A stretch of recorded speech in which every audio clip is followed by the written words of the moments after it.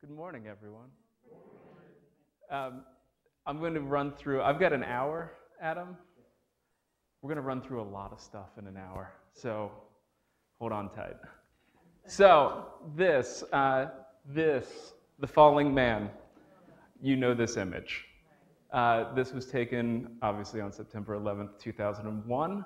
It was ran the next day in the New York Times. This man was not identified until much later. I actually grabbed this photo from an Esquire piece called The Falling Man, which actually figured out who this guy was and told part of his life story. So as we start going through ethics, keep this image in mind. We'll come back to it a bit. So when we talk about ethics, this is kind of the best tool you can have for thinking about ethical decision making. It's called the Potter box. It actually was not created for journalism. It was created for religion. It was created by a theologian. The idea with this is, as a journalist, you can know pretty much like that whether or not something is news or something is newsworthy. The idea with the Potter box is, by using it, by practicing it, you can begin to get the sense not just of, is it newsworthy, but should we run it? And that's a huge distinction between can we run something and should we run something. There are many, many things that we can do that we probably shouldn't. So there are four parts of this, right? And you kind of go through the arrows. We'll go through each of these a little bit. I'll use the falling man as the example, and then we're actually going to have a little participation for a second piece of decision making. So you start with the empirical definition. This is the easy part. This is the details. What's going on? So in the falling man, what's going on? We have a story to tell. Bless you. This is, a major terrorist attack in the United States. That's the story. This is a photo. This man jumped out of one of the World Trade Center towers to avoid death by fire. Chose to jump instead of burn. That's the empirical definition. That's what's going on. A photographer snapped this photo. The question then becomes, okay, we know what's going on. What are our news values? What are the conflicting values? And you're most of the time going to be dealing with conflicting values.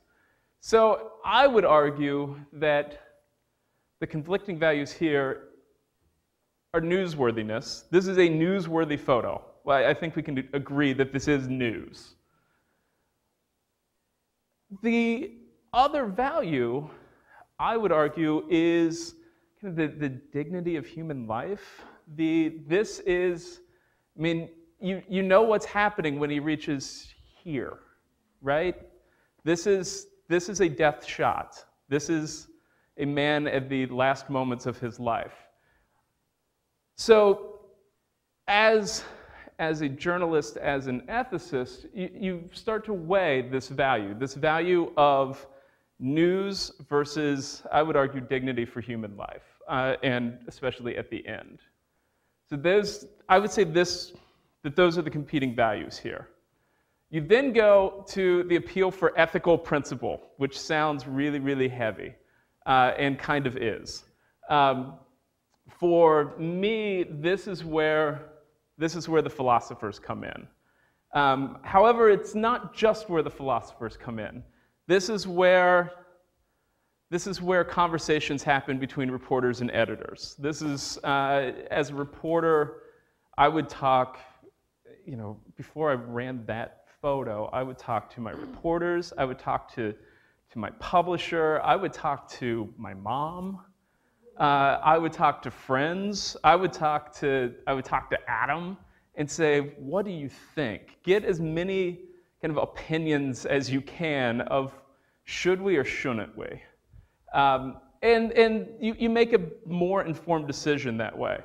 But I would say with that, one of the big conversations that you have, although obviously you cannot have this conversation because all of these people are dead, except for one, is with the philosophers. And I'll run you through 4. You can have a lot more conversations with philosophers than just the 4.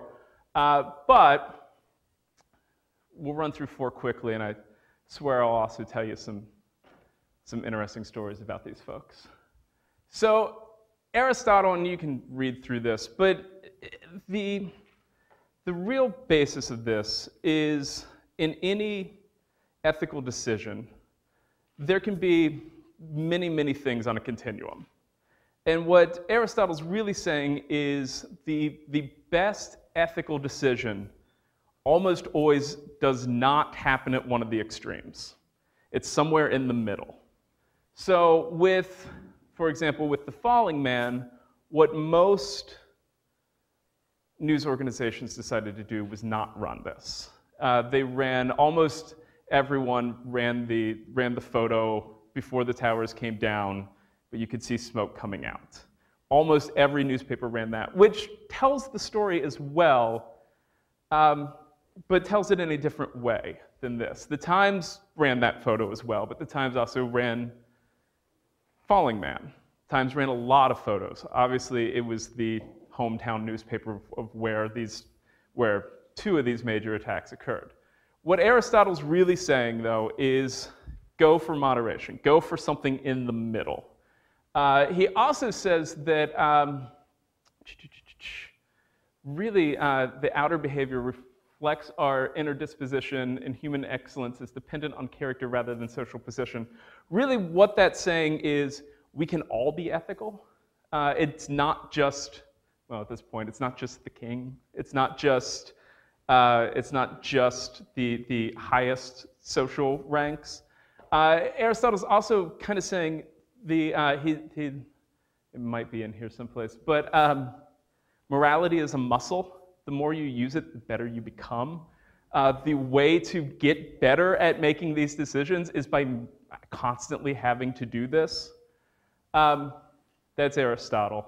I won't tell you an interesting story about Aristotle because he's interesting enough on his own. I will tell you one about Kant. So Kant, the categorical imperative, there are actually 2 parts, but act on that maxim which you will to become a universal law. Basically, if you think about this in terms of falling man, I'm sorry, I forgot to warn all of you that I pace around a lot. So just know that happens. Basically, what he would say with falling man is, Bill Keller at the New York Times, if you run that photo, really what you're saying is, I will run that photo no matter what. I would still run it if that was my brother falling. I would still, it's no exception. The act on that maxim which you will to become a universal law without exception. And for Kant, that without exception was absolute. He, in his writing, even talked about, he talked a lot about truth and telling lies, and would say, if your friend starts pounding on your door and says, there's a guy chasing after me with an axe, hide me. You can hide him, that's fine. But if a couple minutes later a guy pounds on your door holding an axe and says, did you see a guy come through here? You really are supposed to, in Kant's worldview, say, yeah, let me show you where he is. It's that universal, is what we're talking about here. And it really gets into the underlying principle. It gets into a duty-based ethics, which we'll talk about a little further. It's the reasoning behind what you're doing matters. And universal without exceptions. All right. Oh, Kant. Here's the interesting story about Kant. He, as a man, in his entire life went on exactly one date. And it did not go well.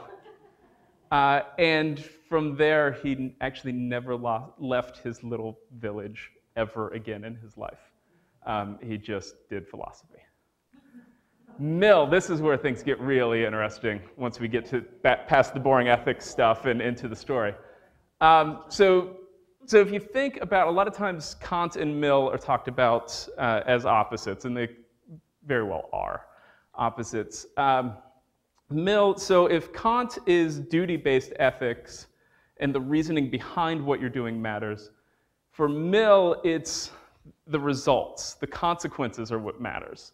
He would say, seek the greatest happiness for the greatest number. So for Falling Man, he would probably say, if the result of running this photo means that this never happens again, go for it. If you think that you can actually stop death by doing this, go for it. He would probably say, run it. You're seeking a balance between good and evil. You're seeking an idea of, it really comes down to the consequences matter. We'll just leave it at that, and I'll tell you the interesting story, actually not about John Stuart Mill, but about his mentor, Jeremy Bentham, who was also a consequentialist. Jeremy Bentham, you may or may not know, to this day, although he has been dead for hundreds of years, to this day sits on the board of curators at the University of London. This was in his will that he wanted to be a member of the board forever. And so whenever the board meets, they wheel in his body. Yes! Wait, it gets weirder. So they wheel in his basically mummified body, and he is, in the minutes, it's always present but not voting. Here's where it gets even weirder. At one point, and I swear to you, I am not making any of this up. At one point, a group of students stole his head and held it for ransom. The ransom was paid. They got the head back. So the display of Jeremy Bentham does not actually include it's a reproduction of his head because his head is kept for safekeeping. That is what it is. All right, Rawls, this is where Rawls is actually the only living member of this bunch. He is at Harvard or Yale, and I don't remember which one.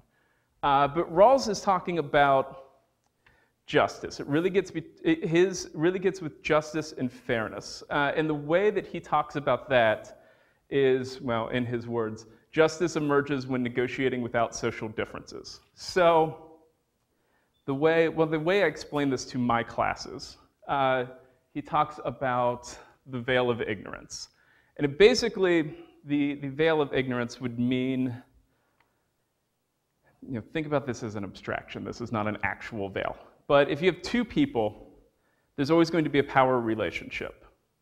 And what Rawls says is that power relationship is based on social differences. And the way to kind of get around that is you have two people, you step behind the veil, and then they both step out. Now, person A could step out of the veil as person A or person B. So what you're really going for is to protect the weaker member. The way that I describe this to students, which tends to make a lot more sense to them than that huge abstraction, is I'm a teacher, they're a student. There's a power imbalance there, right? I get to determine what we talk about. I get to determine a grade, although they earn their grade. To some extent, I get to determine when they come to class, when they get to go to the bathroom. Um, all of that stuff makes me more powerful in that relationship. But by thinking in terms of the veil, I could know that I could actually come out of the veil as the least powerful member of that relationship. So I would do, as a teacher, do certain things to protect the weaker person in that power relationship. I have a syllabus, and I stick to it. I don't grade arbitrarily. You know, I'd say this is how this is going to be graded. I give them some input as to, you know, what we're doing in class on any day. I give them feedback of here's what you're doing wrong, here's what you need to improve, you know, and I make myself available outside of class to help them along if they're struggling. This is all things that I do knowing that there is a power imbalance. This is a way to kind of get the balance back to an even playing field a bit. In terms of newspapers, in terms of Falling Man, wow, what would Rawls actually say about that? Rawls probably would not have run that, just because there is a power imbalance. You do have, as the photographer, as the editor, you have that photo, but knowing that you could come out of the veil as the editor or photographer, or knowing that you could come out as basically the guy falling, you would want to protect that guy. And I'm going to make a leap of assumption here, but I'm guessing that Falling Man wouldn't have actually wanted his photo of him falling to his death to appear. I'm making that assumption. And so I would say Rawls would probably say, nah, don't run it. There's nothing fun about John Rawls. I'm sorry. I got you with Bentham, though. Isn't the power imbalance also in that situation that if I have a photograph, I have the power to shock you, and I have the power to do it when I want to. Sure. Yeah, that's true. Yeah, there's also a power imbalance between the news organization and its audience. It is a shocking photo. And you've probably heard you don't want to hit someone over the head while they're eating breakfast. That's a pretty big photo to as you're eating your Raisin Bran, to see, oh crap, because again, sorry, 10 seconds from now what's going on. This is death. And we tend not to show death for that reason. There's got to be a pretty compelling reason to show someone at the moment of death. Yeah? The four philosophers that you chose, is that considered the standard for this study? Or, because I was thinking if there was an existentialist, someone like Sartre, it would kind of change the balance. It would change the balance. It tends to, and we tend to think about these four in Nell Noddings, which is more of a feminist ethics. And I'll be honest, I only kind of understand Nell Noddings, so I didn't include her. But just because that's the way that we tend to do it, doesn't mean that those are the only people that you get to talk about. There's actually also a huge movement into non-Western ethics. I mean, all of these folks are Western. And there's a very different ethical understanding in different cultural traditions. How far would Rawls take that? Would he extend the same courtesy, let's say, to an accused murderer being taken out of police headquarters in handcuffs? What about Jerry Sandusky being let out of court? Neither of those people they're alive, but certainly neither one of those people would want their pictures in the paper. Sure. Well, think in terms of the least powerful person in, well, honestly, the least powerful person in the Sandusky example Sandusky. It would have been the victims. And so I think what Rawls would say there is what we're, the power balance, we're really trying to protect the victims. And the way that we would protect them is by monitoring the news. And exposing, yeah. I would guess that, you guys heard the Penn State news today? I don't know if you are in a news bubble. Okay. The NCAA sanctions came down today. It was not the death penalty, although pretty close. A $60 million fine, which is going to go to a victims fund. A 4-year bowl ban, a reduction of scholarships from, there were 85 scholarships. It'll go to 75 this year. And then for, I think, 3 or 4 years thereafter, 20 scholarship reduction. Just for football. The football players also can transfer without penalty. So there might be a mass exodus. They vacate all victories dating back to 1998. He's gone from number 1 to number 12. Yeah. Yeah. It is harsh, and it was necessary. All right, so let's, all right, the Potter box. All right, so we've appealed. We're thinking what we're going to do here. You then start talking about loyalties. And again, it's not, you don't have one loyalty. You have many, many, many, and loyalties can also conflict. So, to whom is duty owed, and to what degree do you owe duty? I would argue, and I hope it's, yes.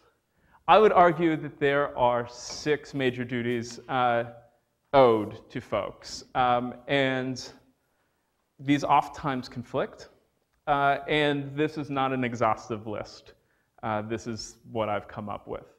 So I would say that I would argue that my first duty as a reporter, or my first duty as a human, is to myself. I couldn't do a piece of journalistic work that I wasn't comfortable doing. Saying that, I wouldn't have run Falling Man. I wouldn't have been comfortable doing that.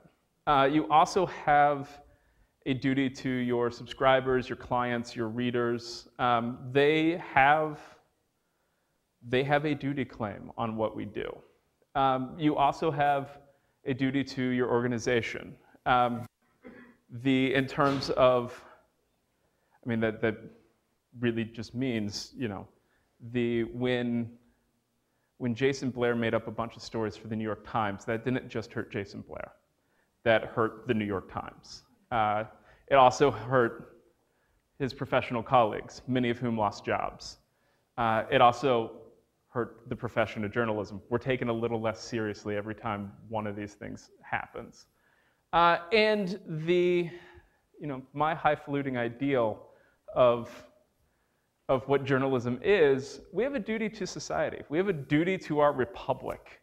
That's why we have a First Amendment, is to do good work. But with that right, with that privilege, I argue, and many others argue as well, with that privilege also comes a responsibility.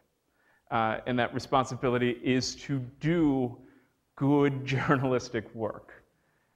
So, in The Falling Man, here's how I would have gone through the Potter box with it. You have the empirical definition. You guys know what's going on. The value, I would say that the values are newsworthiness versus right to die peacefully, right to die privately. We've kind of talked about the philosophers a bit. Again, I would have talked to Bill Keller if I was the photographer. I would have talked to some reporters. I might have went down and talked to some people in the NYPD or the firefighters. Of like, guys, what do you think? Like, get people on the street. Get your readers involved. Loyalties in this case, I mean, you do have a loyalty to yourself. And that's ultimately why I would not have run it. I just wouldn't have been comfortable doing it.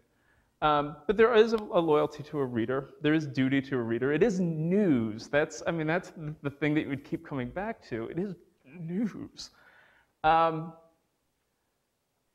Saying that, I would not have run it. But also in saying that, reasonable people can disagree.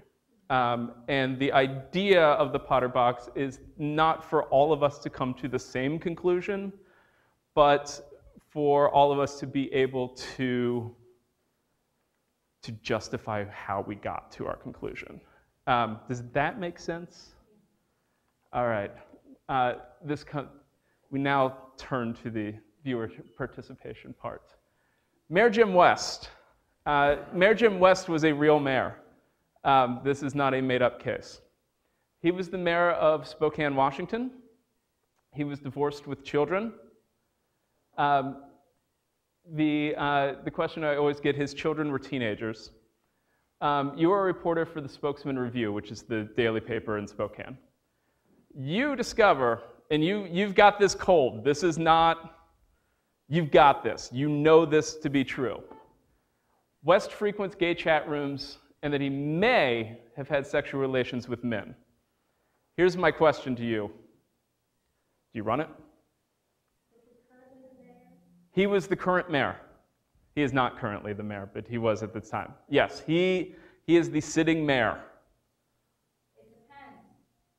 If it exposes hypocrisy in policy or previous statements, like if he's been campaigning against gay marriage or that homosexual relations are an abomination in the sight of the Lord, then yes, I'll run it because it exposes hypocrisy of a politician. People have the right to know whether or not the politicians are just grandstanding or are actually supported by their views.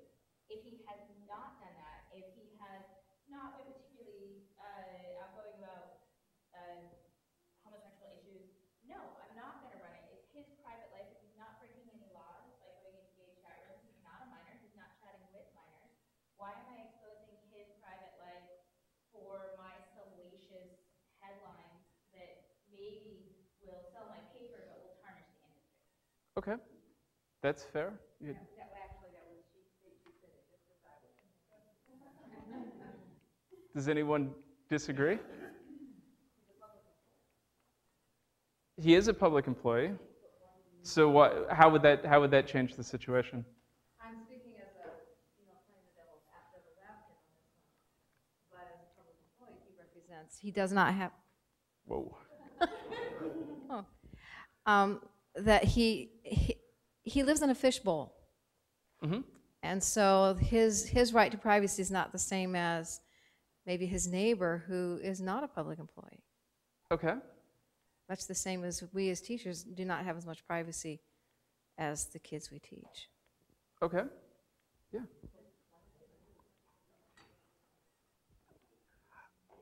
I can understand what Alyssa came up with, but beyond that, there isn't anything that he's doing that's illegal. Right. Yeah. Mm-hmm. So,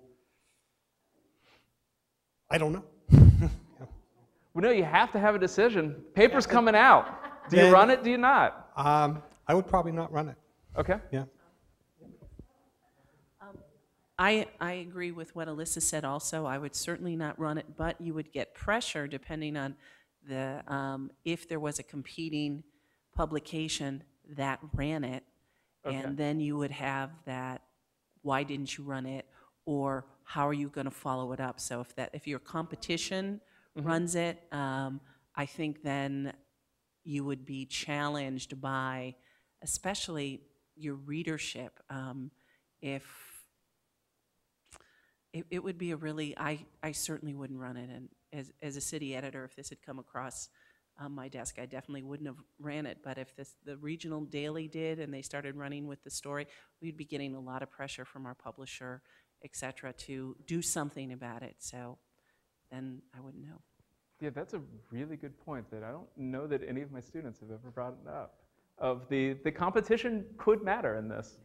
I think you'd have to go through that list of duties again and look at the particulars of the case. You have a duty to your clients, your subscribers, to the public at large. And if, say, for example, he was using computers at City Hall to participate in some of these chats. Well, that's taxpayer money. That now involves your public, and it, to me, clicks on that duty, you know, to have the public informed of what their tax dollars are being spent on. If it was a private activity at home, well, maybe it's a little different.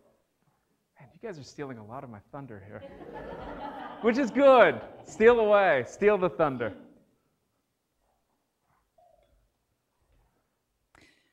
I think that just because he's a public person doesn't mean that he doesn't have some level of privacy. And the fact that at this point, from the facts that you have here, you know, to me it doesn't appear as he's doing anything illegal. He's divorced, and it's, you know, and the argument that, well, the other paper might get it before we do, I don't think that that gives us the right to step into his life like this. You know, I think sometimes we have really good people who don't run for public office because they're afraid of that fishbowl effect. Sure. And I don't know, it's frustrating to me, so. Let me follow up with a sec. Just because you said he is divorced, would it change your mind if he was still married? Why? Because he's cheating on his wife. That's So his what? business. If he wants to cheat, that's his business. Oh, now he's a public official and it matters. I'm asking because these are conversations that we have in newsrooms. I mean, you know this. But Yeah, he's I in mean, his bedroom, regardless. Okay, in both situations, you're in his bedroom. I think his wife deserves to know. Nobody else does, right? But deserves to know. Maybe she knows. How do you know she doesn't know? Right. yeah, that's true too. Yeah, yeah, she may know. Well, okay, couple things. First of all, the fact that, you know, why should we be in competition to be bottom feeders? So if, sorry, apparently I require a microphone.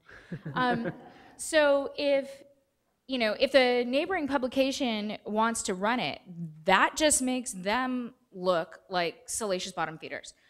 I don't compete with people who are willing to sell out their professional ethics or any ethics or anybody because it's going to make more money.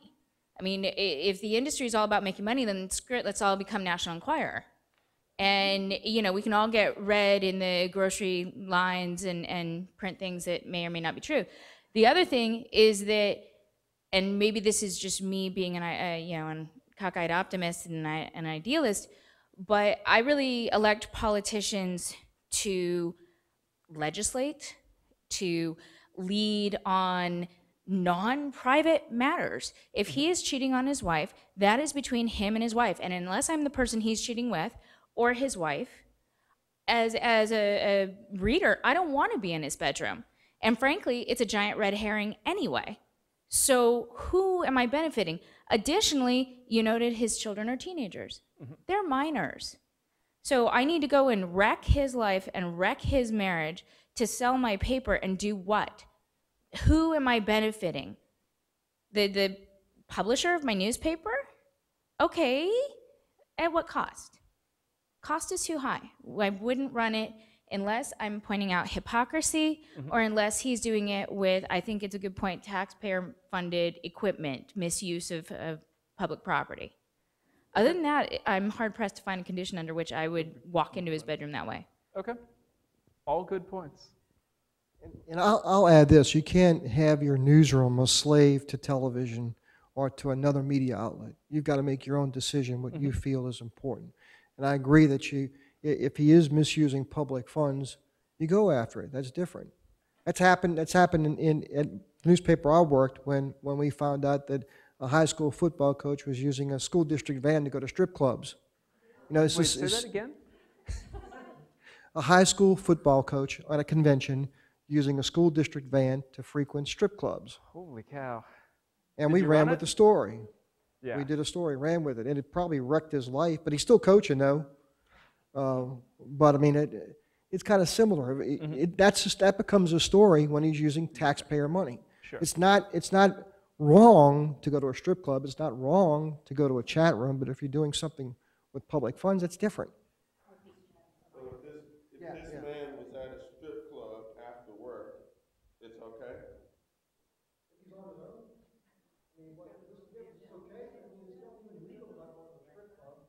It is if you're using a vehicle or taxpayer expense to go there, that makes it. Might hurt your image, that's your problem. Let's do these three, and then we move on. I should tell you, I'm holding out on you here. There's more to the story, you know that. But this is what you have now. The reality of it is, secretly, everybody wants to know what's going on, regardless how personal it is. Because I know even for my news channel at home, when Tom Cruise was getting divorced, that was like head news. I mean, everything that's going on in these celebrities' lives and these, figures' lives, we want to know everything that's going on. So for a story like this, they probably would run something like this. I mean, deep down inside, we want to know. No matter how personal it is, we may say, oh, that's his private business. We don't want to know his bedroom business. But if we see it on the newsstand and we see it on the cover of a magazine, we're going to pick it up and we're going to read it. And that's why the people continue to run stories like that, because we will pick it up and read it. Yeah, we see stories every day. A public figure is going to jail for DUI, okay? And we read it, even if it's after work, okay? The man's drunk, driving, okay? And we hold it against him. I mean, it's just the way of the landscape. Although What's different about it? It's on his own time. But he's breaking it on his own time. He's not at work. Isn't that what you said? As long as he's not at work, it's okay? Although even with all of that, I would still caution, and I do agree that there is a tremendous want to know in stuff like this. But if we do speak ethically here, is want to know, just wanting to know something, is that enough? Well, the utilitarian argument would, so what's going to create the greatest amount of good? If he was married and she did not know that he was cheating, and maybe if they have an open relationship and she doesn't care, like, Bless you. we knowing as the public is not promoting any kind of good. But if she did not want him cheating and like ostracizing him and upholding their relationship as a good so that other marriages can be held up as a good, that would be nice. And the DUI thing, OJ, holy moly. Are you kidding me? Not only is that illegal, but you're endangering all these people's lives, like, very different.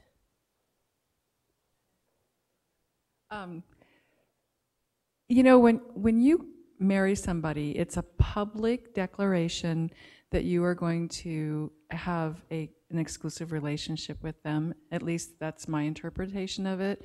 And so if this gentleman starts having this kind of behavior, then it makes him suspect as far as if he can't maintain the commitment that he's publicly made with this person as a public official. Now, how trustworthy is he really? So if I look at, and I felt that, well, I felt that should have been exposed, that was happening. And also the men that stood up and started pointing fingers at him, they had affairs in their background too.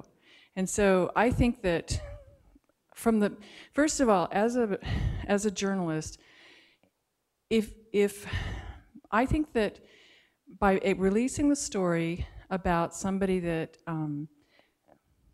he's breaking a legal promise with the person that he's married. This is my interpretation. So it makes him suspect as far as somebody that's trustworthy. And so I think as a journalist, my job is if I see him engaging in behavior that makes him suspect as to whether or not he's trustworthy, it would be my job to let my readers know about it and let them make the decision morally whether or not they would continue supporting this man. And based upon what we've seen in our country, people overlook that behavior, but it lets them make the choice, not me make the choice for them. And let me ask one more question on this slide, and then there is more to the story, of course. Does it matter with this? If you take out this word, does that change opinions? Not mine. That he frequents looking for sex. Yeah. Well, I guess if we take out this word and add women instead of men. But does gay matter here? Only if he's if he's been, commanding anti-gay legislation or an active proponent of, the right-wing family values, i.e., gay people marginalized Sure. agenda. If I can point that he has been hypocritical, then, as a public figure, then it becomes relevant. Otherwise, if he is legally behaving with other adults who are acting of their own consent, I do not see how it has anything to do with me as a reader or a voter. Okay.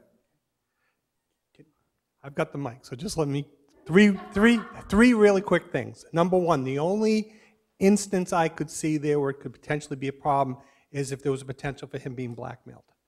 And that is, and I know that there were a lot of scandals in the 50s that hinged on things like that. Now, I don't think that's a major thing in my mind.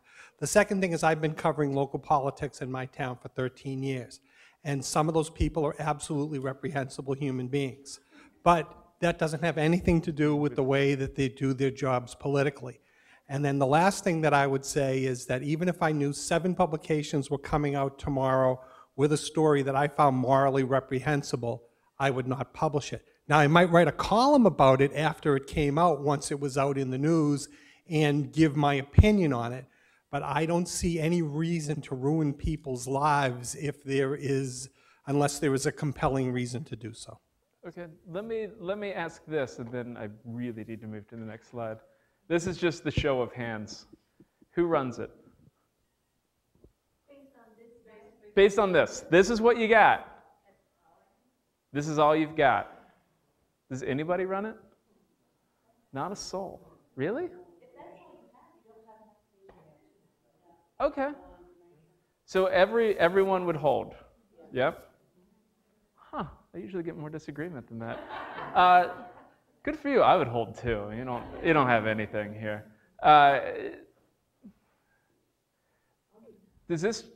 What do you do now? And I will say, and I am not just playing devil's advocate here, but hopefully can open up the floor to people who think like me. I absolutely would not run it. No. Not a chance. Why not? And again, reasonable people can disagree about these things. I don't think hypocrisy is enough. This is all part of his record. People voted on him based on his record, to a large extent. If I voted for Jim West to do these things because he said he was going to do these things and he's doing these things, I don't care what he does in his private life. That's private. That's my take. And again, reasonable folks can disagree with me here. And I know, and trust me, reasonable folks disagree with me on this one all the time. Hit it, you got it. You got the mic. Okay, I'm in the minority here, okay? I can tell just by the conversations in that I would be in this conservative Republican camp. And as a conservative Republican voter, this would matter to me because as a conservative, I tend to look at the moral issues. And if he's not supporting personally the issues that he is proclaiming, there is an issue of trust that's going on there and being violated. How do I know he's not going to change his voice next week if this is what he really believes? So as a conservative Republican, I would tend to run it now because that's the viewpoint that I'm coming from. That's an interesting take. I'd run it because it'd be a good story. It would be a good story. There's no doubt that this is news. There's no doubt that this is newsworthy. So I have a question then about, you're saying something that's, private, it doesn't matter what he does in his private time. If he's on a chat that's like a public chat, then suddenly it's not, is that as private as? How public? I don't know. I mean, if anybody can get on it and anybody can go there, then to me that's public, if it's accessible. I mean, it's one thing, I don't know. I mean, I just, what about with Anthony Weiner and his photos? I mean, those were out in the public. So, I mean, is that a story that you don't cover because those weren't intended to be in the public? I don't know, I guess. Yeah. I mean, I if you're asking me, I would have ran the Anthony Weiner story. It didn't matter. It didn't. And I know that I'm in the minority on this one. I care about this. I don't care what you do when you go home at night. I truly don't. In fact, I don't want to know what you do when you go home at night. And I wouldn't want people to know what I do when I go home at night, because that's my home. That's my life. And I would say, even if I was the mayor of, he's the mayor of Spokane at this point, even if I was the mayor, I still go home. And when I go home, I stop being mayor for a bit, and I start being dad, or I start being single guy looking for some love. I think you're right. You hold the story, don't run it, but the ball game changes. The ball game changes if he's running for office and this comes out. So he starts out there, he starts going out there and pushing this kind of agenda and platform, and then you find out that he's doing something completely opposite. Ball game changes. But as of right, well, I mean, you as a reporter and as a news organization need to educate the people. And if he's out there pushing this agenda, but it becomes obvious that there's something else going on here, you find out that it's, you know, completely opposite from what he's doing. I think the ball game changes, and I think it's fair game. Okay. But right now, no. So it's okay if he goes home at night and smokes crack all night? Smoking crack is illegal. I think that there's a big difference between. So it's cheating on your wife, right? First of all, he's divorced. Oh. He has no wife, and there's nothing illegal about being gay. Okay. Yes, if he was smoking crack, I will. Yes, if he was a champion of extreme drug laws and smoked crack, I would run that he smokes crack. That's illegal. That goes outside of public realm. Just being gay doesn't matter. To me, it just doesn't. This may be a tough sell, but just because he was in the chat room doesn't mean he was gay. Team one, we were working on our story the other night, and this lady's rear end popped up, and happened to stumble into a site accidentally. I mean, I'm just saying, just because he was in the chat room didn't mean he was gay, and it said he may have had. Well, I'm just saying. He was totally voluntarily in the chat room, and you have it pretty cold that he is at least looking for men in chat rooms. I mean, you at least, although, yeah, I think that would change things too. If there's a huge difference between stumbling into something. So the age of the boys, if you just change one word of that other thing and it said boys as opposed to men. I mean, there were minors. Oh, the with men like that. Yeah. Well, I think that gets into law again. I mean, if he's breaking a law, you can't break the law.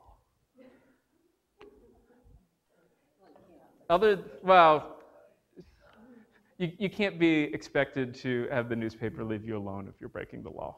Let me say that. Can you scroll back to your previous frame? Okay. So where would be the evidence? I mean, he may have had sexual. I would say there's no evidence at this point based on what you have up there. Suppositions, but no any evidence. Okay. I would hold the story until either there's no evidence, there's nobody that steps forward. Mm-hmm. But if he were to carry his private relations and be very discriminating, and who he dates, there's not a story. Okay. But if he's a sleazebag, even with this, that's a different story, though. Well, yes, even with that. No, even with that. Mm-hmm. I'm sorry. Sure. I have a private life. My students don't know that I'm a member of the ACLU. Yeah. In Utah, that's a crime. Sure. Yeah. Okay? It's a crime. Okay? But I would wait for either either to find out that he's a sleazebag, then yeah, we're stepping forward. Okay. But without somebody stepping up and saying this is what was going on, I'm not going to run it. Okay.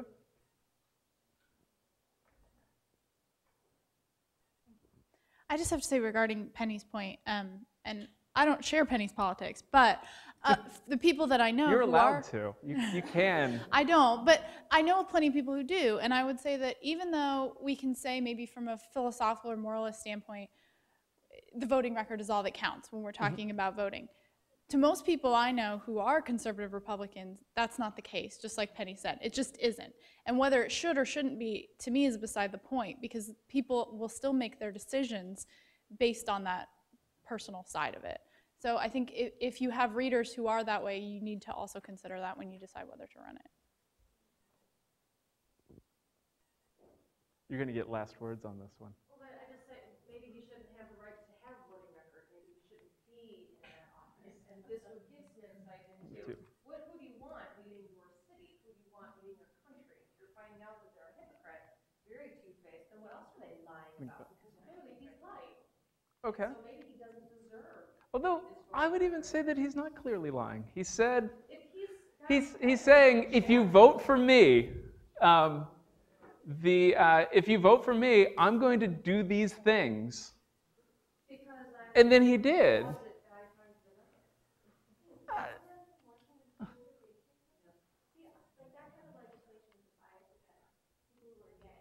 Sure.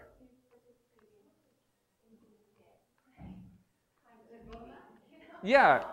I mean, yeah, I would, if I saw this, I wouldn't vote for the guy. But not voting for the guy, to me, is a lot different than outing him, which I know is not as big of a deal as it used to be, but it's still a pretty big deal. Yeah. You know, one of the things that is part of all of this is that as a homosexual in his own life, you know, he has, now I'm just assuming this, but there's a part of this where all the things that he's voting against, he's probably not had to deal with himself. Possibly, yeah. I'm just assuming this because he's kind of protected. So he votes against health benefits for gay couples. Meanwhile, he's probably got health benefits. You know, he votes against, I don't know, provisions in housing for homosexuals. He's probably not had any problems getting housing because, you know, I have a number of homosexual friends who got married to protect themselves from discrimination. Mm-hmm. So for many years, they received the benefits of being within a heterosexual world. They didn't have to feel that difference and that pressure.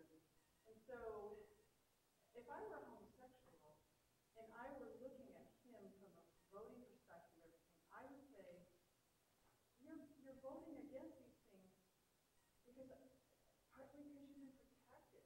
So why aren't you standing up for yourself and for who you really are? And look at some of these realities here for those of us that decided to let the world know who we are. And meanwhile, we had to deal with these issues. So that is a good point. Another thought that it may be hard to swallow, but his idea or his viewpoint on sexuality could have evolved. You know, I mean, maybe he voted, and then you know maybe and also just because even if he did have sex with men, I'd like to argue that he might not clarify himself as homosexual. Mm-hmm. I mean, sexuality is very complicated, and I know many men who are married and still have sex outside of the relationship. The sex isn't important, but don't consider themselves gay. Mm-hmm. If you assign that label to them, they would be highly indignant. I mean, yeah. It's not as uncommon as you might think. Sexuality is very complicated. Yeah, it's a continuum. Yeah. All right, you really get last words because I need to move on. It just seems that he's actually doing his job because the conservative Republican constituents would, I mean, the people he represents would want him to vote like that. So he's actually doing the job that he was put in office to do. So, and then the rest is his personal life. let me ask this. This is the show of hands. You have this information, you have this information. Who runs the story? Who doesn't? We're getting,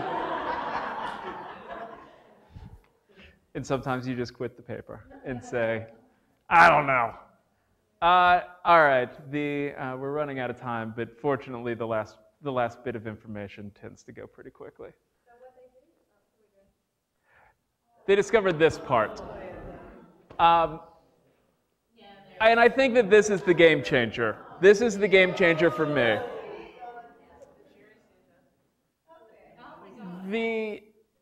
Actually, I should say, this is the game changer for me. And this is a game changer for me. I don't know that I would still run this. I think I would need a lot more before I started running this. But yes. Really, yeah. Is there, and again, reasonable people can disagree. Is there anyone who would still hold off this story? What's that? We'll talk. You've got this cold. The information you have cold. As a reporter, when I look at those allegations from the 70s, the first thing I would think is that, so two-part question here. First of all, I wouldn't go with the allegations part until I actually saw the information.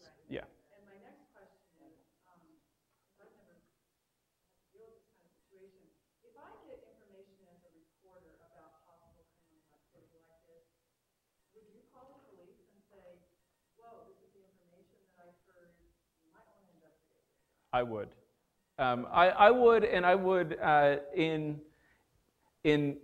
highly philosophical terms, I would say that I'm a person before I'm a journalist. And if I got that information as a person, that's something I would pass along to the police and say, I've heard this. And I've heard this from numerous sources. Sometimes the penal code doesn't give you a choice. Yeah, well, that's true too. There are reporting laws in various states where if you don't report, you might fall under a penalty of law. So. Yeah, but I would, just because I think it's the right thing to do as a citizen. Sure. As an average citizen or as a journalist, Yeah. Oh, we are totally out of time. I'll stick around if anyone has any question about anything that we talked about. If not, I'm going to toss it to you, Adam. I don't know what they're doing now. All right. Thank you so much, Chad. They never applaud.